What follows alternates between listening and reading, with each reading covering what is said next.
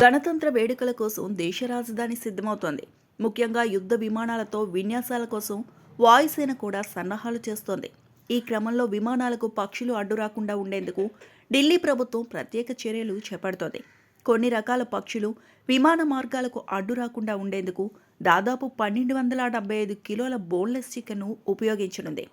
ఇందుకోసం నగరంలో వివిధ ప్రాంతాల్లో ప్రత్యేక కార్యక్రమం చేపట్టనుంది. రిపబ్లిక్ డే పెరేడ్లో పాల్గొనే విమానాలకు పక్షులు ఢీకొట్టకుండా ఉండేందుకు అనేక జాగ్రత్తలు తీసుకుంటున్నారు.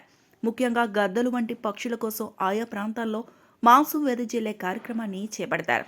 ఇందుకోసం ఏటా జంతు మాంసాన్ని ఉపయోగిస్తుండగా ఈసారి మాత్రం బోన్లెస్ చికెన్ ఉపయోగించాలని నిర్ణయించినట్లు సంబంధిత అధికారి వెల్లడించారు. వన్యప్రాణి సంరక్షణను దృష్టిలో ఉంచుకోవడంతో పాటు గణతంత్ర వేడుకలు సాఫీగా సాగేందుకు ఈ నిర్ణయం తీసుకున్నామని చెప్పారు.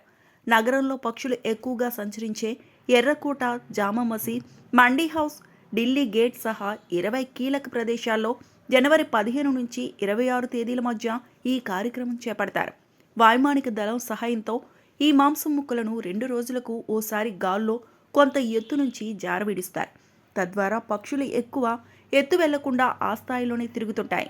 రిపబ్లిక్ డే పరేడ్కు 10-15 రోజుల ముందు ఇలా చేయటం వల్ల ఆయా రకాల పక్షులు ఆహారం కోసం ఈ విధానంపైనే ఆధారపడతాయి.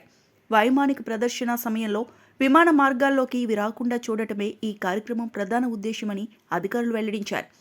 ఈ జనవరి 26న గణతంత్ర వేడుకల నేపథ్యంలో ఈ కార్యక్రమం కోసం 1275 కిలోల చికెన్ అవసరమని ఢిల్లీ అటవీ శాఖ అంచనా వేసింది.